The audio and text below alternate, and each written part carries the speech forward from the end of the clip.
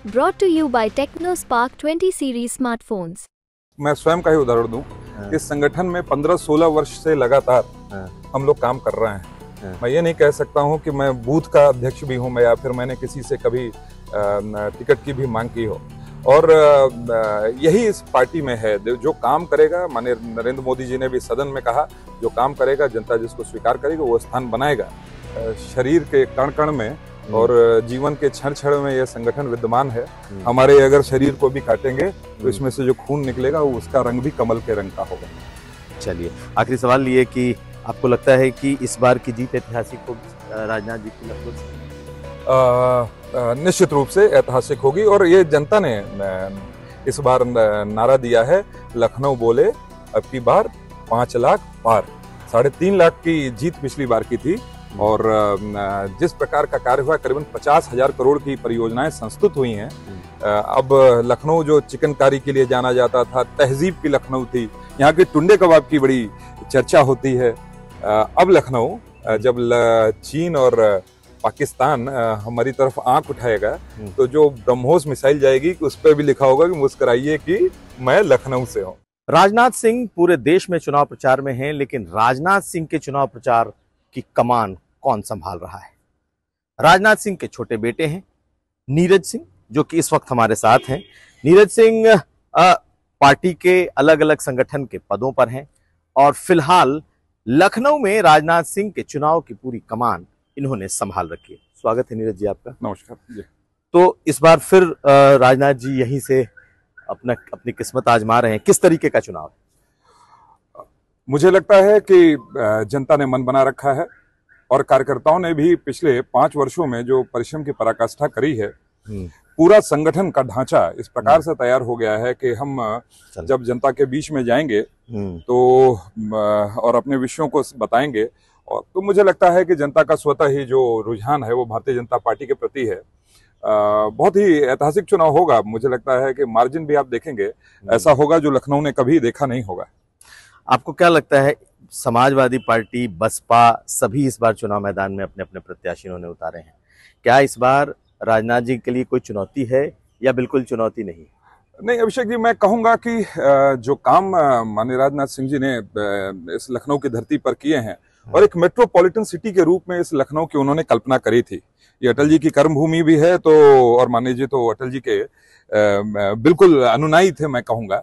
और आज आप लखनऊ को देखें तो जैसे दिल्ली में आपको वहां पर तमाम रेलवे स्टेशन देखते हैं, तो यहाँ पर भी गोमती नगर का स्टेशन, आलम नगर का स्टेशन, फिर इसके बाद सिटी स्टेशन, पहले केवल चारबाग का स्टेशन होता था, और आज दिल्ली के तर्ज पर पूरे विदेशों से भी कनेक्ट हमारा लखनऊ हो रहा है। तो टर्मिनल 1, टर्मिनल 2 के साथ टर्मिनल 3 की स्थापना, मतलब 55 लाख लोग जो हवाई यात्रा करके लखनऊ आते थे, after terminal 3 this traffic will go up to 1 crore 6 lakh.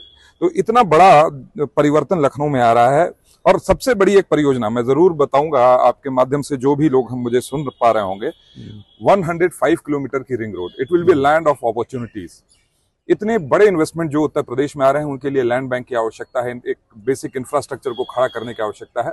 उस तर्ज पर यहाँ पर काम हो रहा है, और 22 फ्लाईओवर संस्तुत हुए हैं।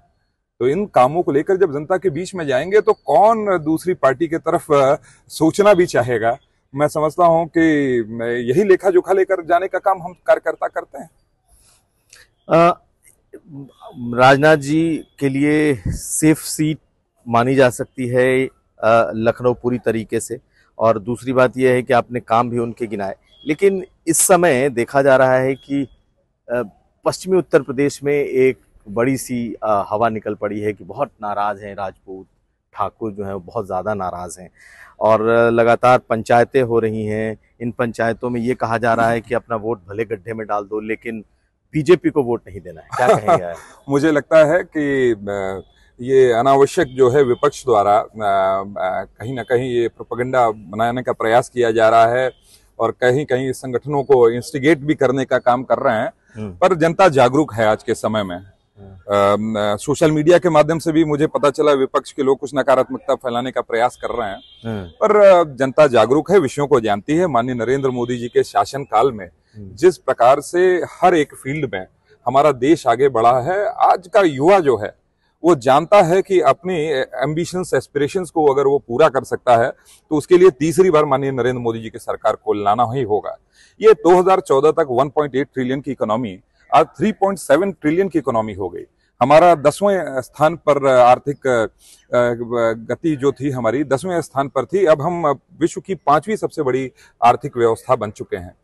आज सड़कों का जाल बिछ रहा है, आज तमाम एयरपोर्ट्स बन रहे हैं, एम्स बन रहे हैं। तो इन सब विषयों को जनता चाहती है। आप जाति पाति धर्म मजहब पर ही अभी तक अटके हुए हैं, अभी भी आज जाति जनगणना की बात करते हैं।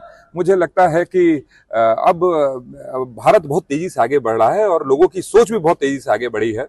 अब इस आधार पर जनता वोट नहीं करती। लेकिन नाराजगी है, आपको लगता है कि आपके समाज में कोई ऐसी नाराजगी नहीं, है कोई जिसे कम से कम इस वक्त एक या कह लें हवा दी जा रही हो, या उसे कह रहे हैं कि उसको लेकर के लोग नाराज हैं? कोई नाराजगी नहीं है। और कई राजपूत लीडर्स जो हैं, क्षत्रिय समाज से जो है लीडर्स जो हैं हमारे राष्ट्रीय स्तर पर भी हैं और कई लोगों को टिकट भी मिला है। और जब तक आप 80 के 80 देखेंगे तो बहुत अच्छी सहभागिता जो है हमारे क्षत्रिय समाज का रिप्रेजेंटेशन भी आपको मिलेगा। नहीं, लेकिन एक चीज और, इसमें एक और सवाल है कि इन पंचायतों में जो मूल इसका निकल करके आ रहा है वो कि भाई हमारे समाज के नेतृत्व को क्रश किया जा रहा है।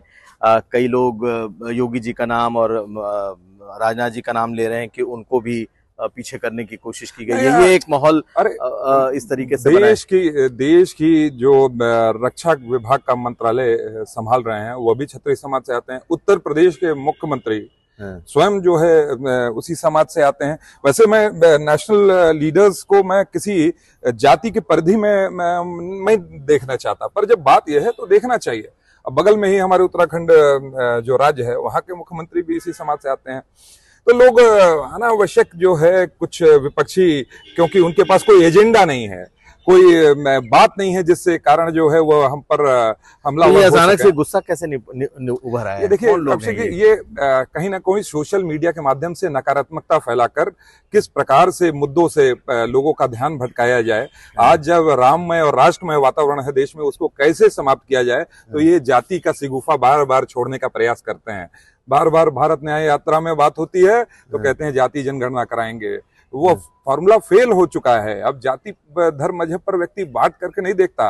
अब 148 करोड़ भारतीय माननीय नरेंद्र मोदी जी के श्रेष्ठ भारत की परिकल्पना को पूरी करने में लगा हुआ है।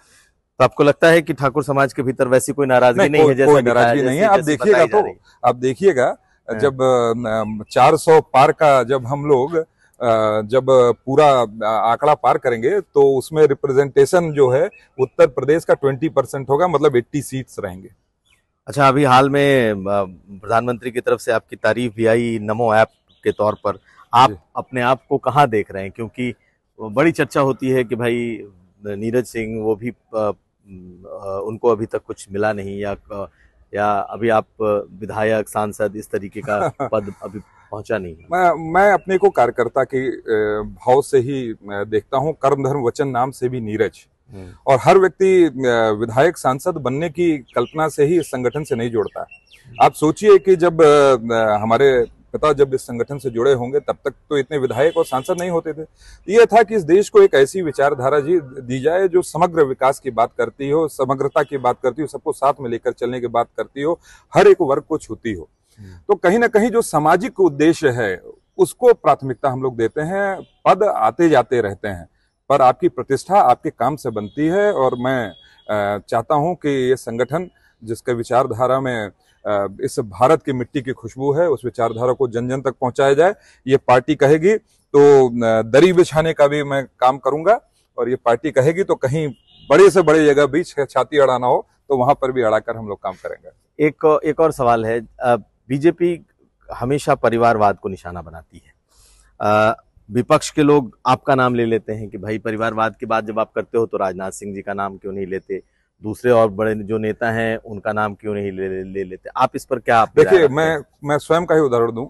इस संगठन में 15-16 वर्ष से लगातार हम लोग काम कर रहे हैं। मैं ये नहीं कह सकता हूं कि मैं बूथ का अध्यक्ष भी हूं या फिर मैंने किसी से कभी टिकट की भी मांग की हो। और यही इस पार्टी में है, जो काम करेगा, माननीय नरेंद्र मोदी जी ने भी सदन में कहा, जो काम करेगा जनता जिसको स्वीकार करेगी वो स्थान बनाएगा। पर कई लोग जो है माँ की कोख से बाहर आते ही वो किसी पार्टी के अध्यक्ष के उम्मीदवार हो जाते हैं, दावेदार हो जाते हैं, किसी क्षेत्र विशेष के उम्मीदवार हो जाते हैं। ऐसे लोगों को निश्चित रूप से मैं कहता हूं कि परिवारवाद यह होता है जब व्यक्ति संघर्ष, समर्पण की भावना नहीं, केवल प्राप्त करने की भावना से आता है, वो परिवारवाद की परिधि में आता है। इसको हमारे प्रधानमंत्री ने भी सदन में स्पष्ट किया। चलिए, आखिर में राजनाथ जी ने भी एक सवाल के जवाब में ये कहा कि मैंने आज तक कभी किसी से एक शब्द नहीं कहा। नहीं, कभी नहीं कहा, कभी नहीं कहा। और क्योंकि मैं भी उसी घर से हूं और मैं जानता हूं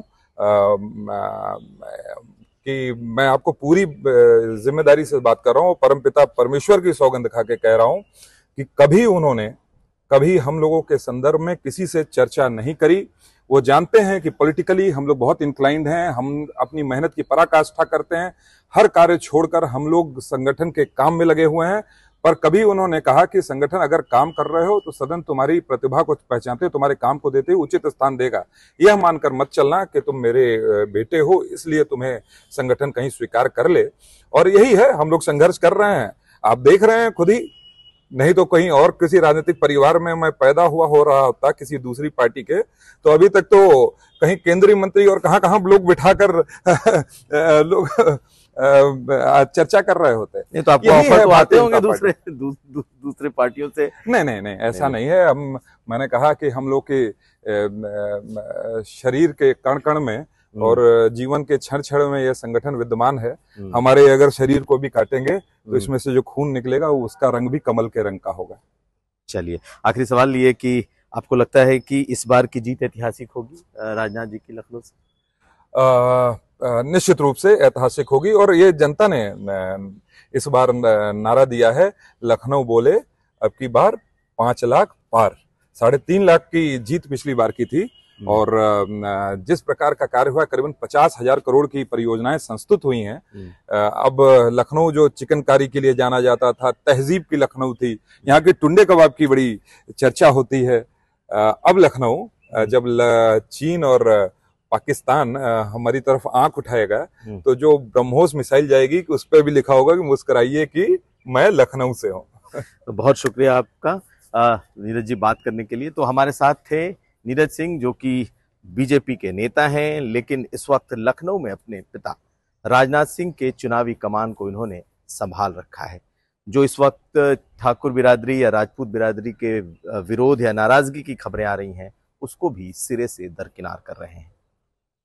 लखनऊ से कुमार अभिषेक,